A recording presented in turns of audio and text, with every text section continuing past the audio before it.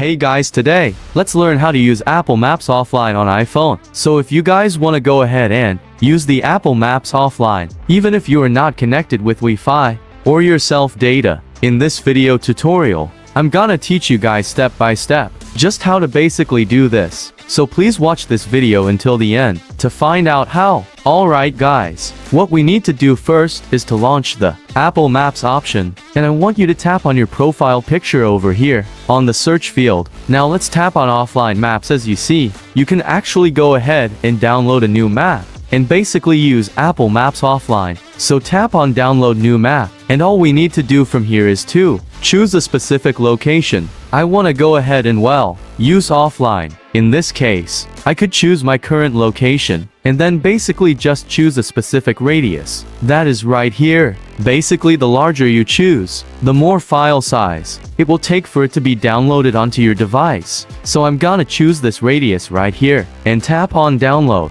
And then to download was gonna be basically start. And then from there, you can now use Maps offline. So we are gonna have the option to only use Maps offline, but this is of course just gonna use the downloaded maps if you are offline.